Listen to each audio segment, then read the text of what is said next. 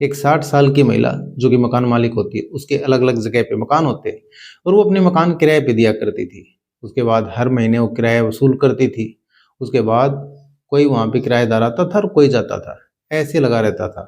लेकिन एक दिन अब एक 31 साल का लड़का आता है, उसके बाद वो किराए पे रहता है। लेकिन वो महिला अपने पास रखती है और वो किराया दे दिया करता था। उसी बीच उनकी दोस्ती होती है और दोस्ती कब प्यारे में बदल जाती है शायद पता ही नहीं चलता। लेकिन कुछ दिन बीतता है। अब उसी घर में एक और लड़की आती है किराए पे, वो भी बहुत खूबसूरत होती है और जो लड़का होता है 31 साल का, उसके साथ उसकी नज़रें मिलती हैं और उससे ही प्यार हो जाता है। लेकिन इन सब का जैसे ही तीनों का प्यार चल ही रहा था, वहीं पे एक दिन हो जाता है कत्ल। तो आज की ये कहानी। तो नमस्कार, आदाब, सत श्री अकाल। मैं रवि शर्मा हाजिर हूँ एक और क्राइम की कहानी को लेकर। लेकिन आज की क्राइम की कहानी राजधानी दिल्ली की, और इसी दिल्ली में एक इलाका लगता है नंद नगरी। दरअसल नंद नगरी में एक 60 साल की महिला होती है जो कि उसके कुछ मकान होते हैं और वो किराए पे मकान देने का काम करती थी। अलग अलग कमरे होते हैं, वो सब दिया करती थी और वहाँ पे किराएदार आते थे और चले जाया करते थे। लेकिन जैसे जैसे समय बीत रहा था, उसी हिसाब से हर महीने वो सबसे किराया वसूल करती थी। अब जैसे ही कुछ वक्त बीतता है, एक दिन उस महिला गायब हो जाती है। गायब होने के बाद जैसे ही वो नहीं मिलती, उसका लड़का इधर से उधर ढूंढता रहता है। अलग अलग जो उसके मकान होते हैं वहाँ पे जाता है, लेकिन वो मिलती नहीं है। और फिर वो पुलिस स्टेशन जाता है। पुलिस स्टेशन जाने के बाद अब वो तहरीर देता है कि मेरी जो माँ है वो गायब हो गई, और उसके बाद पुलिस छानबीन करती है। लेकिन ये कहानी शुरू होती है उत्तर प्रदेश के अलीगढ़ से। अब एक लड़का होता है देवेंद्र। अब देवेंद्र जैसे ही +2 की पढ़ाई करता है, अब पढ़ाई करने के बाद जैसे उसको एक मन में चाह होता है कि बहुत से पैसे कमाने हैं और मेरे को अमीर बनना है, जिस तरह से पिता किसान होते हैं। अब उसका कारोबार किसानी का होता है। उसने जैसे पढ़ा लिखा के उसको +2 कराई, और +2 कराने के बाद जैसे ही वो फिर सोचता है मैं कुछ काम करूँगा। उसके बाद वो दिल्ली आता है।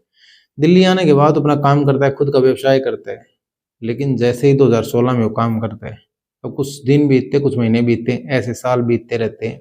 अब जैसे ही कुछ 3 से 4 साल बीतते हैं, उसका काम अब तेजी पकड़ता है। अब पैसे कुछ कमाने लगता है। अब उसी दौरान 2020 आ जाता है, और 2020 में लॉकडाउन की वजह से काफ़ी लोगों के धंधे बंद हुए। लेकिन उन्हीं में से एक होता है देवेंद्र। अब उसका काम भी चौपट हो जाता है। अब एक बार फिर से देवेंद्र रोड पे आ जाता है। जैसे ही गांव से आया था वैसा ही हो जाता है।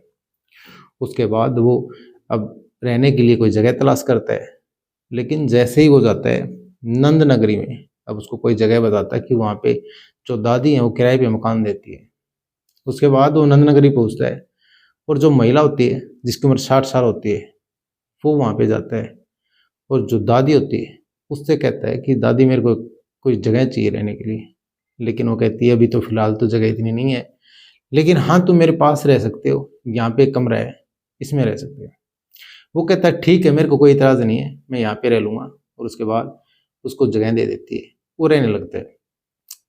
अब देवेंद्र की उम्र 31 साल होती है। उसके बाद कुछ समय बीतता है, लेकिन धीरे धीरे अब जिस तरह से वहीं पे रहता था, जो महिला होती है 60 साल की, जिसका नाम आशा देवी होता है, अब उसके साथ दोस्ती हो जाती है। और दोस्ती देवेंद्र के साथ कब प्यारे में बदल जाती है शायद दोनों को पता ही नहीं चलता।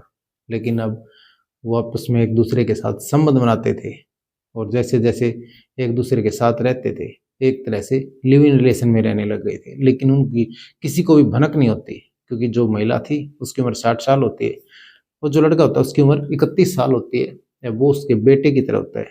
लेकिन उनके बीच एक नाजायज रिश्ता पनपता है। अब जैसे ही कुछ वक्त बीतता है, लेकिन धीरे धीरे एक दिन एक लड़की आती है उसी घर में किराए के लिए। लेकिन वो फिर से कहती है कि मेरे को भी कोई रूम चाहिए किराए पे। और फिर आशा देवी उसको भी जगह दे देती है, आसरा दे देती है। उसके बाद वो रहने लगती है। लेकिन एक दिन जैसे ही देवेंद्र अब वहाँ पे छत पे बैठा हुआ था, अब वो लड़की एकदम से वहाँ पे पहुँचती है। उसके बाद वो देखता है तो एकदम से दोनों की नज़र मिलती है। और नज़र मिलने के बाद जो लड़की होती है सुनीता देवी, वो पूछती है आप यहाँ कितने दिन से रह रहे हो। बातें होती हैं कुछ, लेकिन वो बताता है मैं तो यहाँ पे काफ़ी दिन से रह रहा हूँ, लेकिन आप शायद नए आए हो। उसके बाद वो पूछती है आप क्या करते हो। वो बताता है मैं सीबीआई में हूँ। लेकिन जो सीबीआई वाली बात किसी को बता नहीं है, क्योंकि अगर आप बताओगे तो फिर लोग यहाँ पे बोलेंगे कि मेरा ये करवा दो वो करवा दो। फिर वो मुस्कुराती है और बोलती है ठीक है, मैं किसी से नहीं बोलूँगी, लेकिन क्या मेरा एक काम करवा सकते हो आप?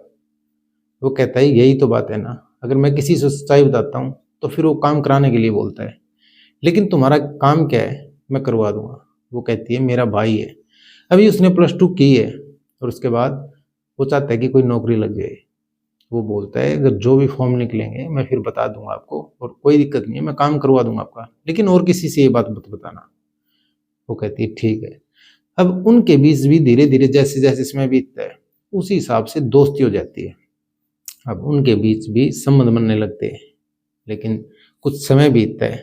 अब जो आशा देवी होती है वो इन चीज़ों से अनजान थी, न तो इस रिश्ते का आशा देवी को पता होता है और न ही जो सुनीता होती है, सुनीता देवी को भी नहीं पता होता कि इनके बीच भी कोई रिश्ता है। उसके बाद जो देवेंद्र के पास कुछ पैसे थे, अब धीरे धीरे वो खत्म होने लग गए थे, क्योंकि जो आशा देवी है कुछ तो उस पर खर्च कर दिया करता था, और फिर जो जिस तरह से सुनीता देवी उसकी ज़िंदगी में आई, फिर कुछ उसके पे खर्च कर दिया करता, उसको उनके घुमाने के लिए लेके जाता था या फिर कहीं भी खर्चा कर दिया करता था, बाहर खाना पीना होता था, ये सब में वो पैसे उड़ाता रहता है।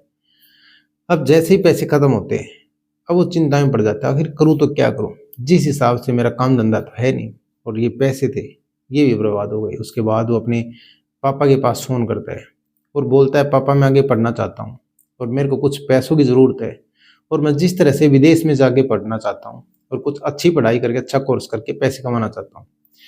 अब उसका पापा ये चाहता था कि ये पढ़ लिख ले।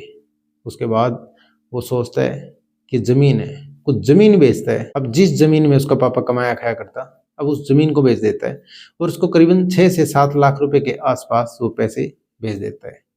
अब जैसे ही पैसे आते हैं, अब वो पढ़ाई तो करनी नहीं थी उसको, अब वो करता है उस पैसे से अय्यासी। अब कभी सुनीता देवी को, जो कि बहुत खूबसूरत थी दिखने में, उसको लेके जाता था, उसको घुमाता था फिराता था, होटलों में खिलाता था पिलाता था, उसके ऊपर पैसे उड़ाता है और बर्बाद करता रहता है। और जो कुछ पैसे अब जो आयशा देवी होती है उसके ऊपर भी उड़ाता रहता है, क्योंकि वो सोचता था कि अगर आयशा देवी को जो अगर भनक लग गई तो मेरा जीना आराम हो जाएगा। उसके बाद उसको भी खुश रखता है और उसको भी खुश रखता है। ऐसे कुछ दिन बीतते रहते हैं, लेकिन अब सुनीता देवी होती है वो अपने परिवार से, अपने पापा से, मम्मी से बात करती है कि मैंने एक लड़का देख लिया और मैं इस लड़के से शादी करूंगी। काम CBI में करता है और सरकारी जॉब है, अच्छा खासा पैसा कमाता है और नाम देवेंद्र है, और मैं इससे शादी करना चाहती हूँ, हमारे बीच बहुत कुछ अच्छा, सब कुछ अच्छा चल रहा है। उसके बाद इसके मम्मी पापा से इसको मिलवाती है, लेकिन जैसे जैसे वक्त बीतता है उसी हिसाब से सब कुछ ठीक चल रहा था। लेकिन अब एक दिन इनको आशा देवी ने देख लिया, लेकिन इनकी हरकतों को देखने के बाद जो आशा देवी होती है उसके बाद वो गुस्सा हो जाती है, और फिर एक दिन जैसे इसको पता चला कि ये इससे शादी करने वाला है और ये शादी करके रहेगा, उसके बाद अब जो 10 दिसंबर 1 बजे के आसपास फ़ोन करती है आशा देवी और फिर उसको बताती है कि तुम यहाँ पे आ जाओ, जो कि जगह बताती है उसको, हर्ष विहार में उसका मकान होता है, वहाँ पे उसको खाली मकान में बुलाती है, और जो कि फिर देवेंद्र वहाँ पे पहुँचता है 1 बजे के आसपास 10 दिसंबर को। अब दोपहर 1 बजे के आसपास जाने के बाद वहाँ पे दोनों में बातचीत होती है। अब वो कहती है आशा कि तुम ये गलत कर रहे हो और तुम जिस तरह से इसे शादी कर रहे हो ठीक नहीं है, अब मैं जीते जी ये नहीं होने दूंगी और तुम मेरे हो। उसके बाद इतना होने के बाद अब ये कहता है ये सब ठीक नहीं है। अब इनके बीच बहस होती है इस चीज़ को लेके, लेकिन जो आशा होती है वो इसको थप्पड़ मार देती है, लेकिन जैसे ही थप्पड़ मारती है अब ये लाल पीला हो जाता है, गुस्सा आता है इसको। उसके बाद ये ईंट उठाता है और जोर से मारता है, पीछे से वार करता है। उसके बाद जैसे ही वार करता है अब आशा गिर जाती है ज़मीन पे, लेकिन जैसे ही गिरती है ऊपर से फिर ईंटों से और वार करता है, लेकिन वहीं पे वो ख़त्म हो जाती है। उसके बाद अब यहाँ से भाग जाता है, लेकिन जैसे ही भागता है अब इसको ख्याल आता है कि ऐसे छोड़ के चला जाऊंगा तो फिर पुलिस पकड़ लेगी। लेकिन इसको सबूत मिटाने के लिए ये क्या करता है, अब एक दुकान पे जाता है और दुकान पे जाने के बाद एक 20 मीटर अब एक पॉलीथीन लेता है जिसको प्लास्टिक का रैप बोलते हैं, वो लेता है, और उसके बाद जैसे ही वो लेता है अब लेके उसमें लपेटता है और इसको पैक कर देता है। पैक करने के बाद एक दीवान बेड होता है जिसमें कपड़े ज़्यादा भरते हैं, उसके बाद उसमें दीवान बेड में डालता है, जो डेड बॉडी होती है उसको बंद करके वहाँ से निकल जाता है। अब फरवरी 2024 में मंगनी होती है। उसके बाद इसकी शादी की बात करते हैं कि अब जल्द शादी कर देंगे, लेकिन ये वहाँ से अब गाँव भाग जाता है। लेकिन जैसे ही गाँव भागता है, इधर जो आशा का लड़का होता है वो देखता है कि मेरी मम्मी गायब है, उसके बाद वो पुलिस में जाता है और कंप्लेंट देता है। लेकिन जैसे ही कंप्लेंट दर्ज कराता है, पुलिस आती है।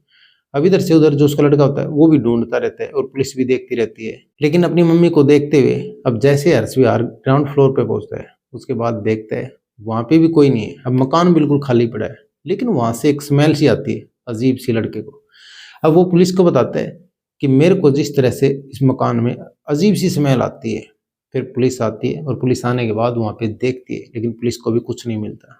अब उसके बाद वहां से दुर्गंध तो आती है। अब जैसे ही वहां पे बेड की तरफ नजर जाती है, तो उस बेड को, जो दीवान बेड होता है, उसको खोलते देखते हैं उसकी डेड बॉडी बहुत ज़्यादा बदबू मार रही है। उसके बाद वहां से उठाते हैं और उसको पोस्टमार्टम के लिए भेज देते हैं। उसके बाद पोस्टमार्टम में खुलासा होता है महिला के सिर पे काफ़ी वार किए गए, लेकिन उसके बाद वार करने के बाद इसकी मौत हो जाती है। लेकिन फिर भी इसकी गर्दन दबाने की कोशिश की गई। उसके बाद जो आरोपी है, इसके खिलाफ विभिन्न धाराओं में, अलग अलग गंभीर धाराओं में मामला दर्ज करते हैं और इसको जेल की सलाखों के पीछे भेज देते हैं। जिस तरह से अब इसने एक 60 साल की महिला के साथ, अब उसके साथ भी ये सब किया, और जो एक सुनीता नाम की लड़की है उसके साथ भी झूठ बोला कि मैं सीबीआई में हूँ, और फिर उसके साथ भी नाजायज संबंध बनाए, 2 महिलाओं के साथ नाजायज संबंध, और फिर एक का इसने कत्ल कर दिया। तो बहुत ही गलत है। तो ये कहानी सुनाने का मतलब किसी का दिल दुखाना नहीं है, किसी की भावनाओं को ठेस पहुंचाना नहीं। ये कहानी सुनाने का मतलब आप सतर्क रहें, सावधान रहें। तो कैसी लगी आज की कहानी कमेंट सेक्शन में जरूर बताएं। वीडियो को लाइक कर दें, चैनल को सब्सक्राइब कर दें, बेल आइकन को प्रेस कर दें ताकि हर वीडियो का नोटिफिकेशन मिलता रहे। जय हिंद, जय भारत।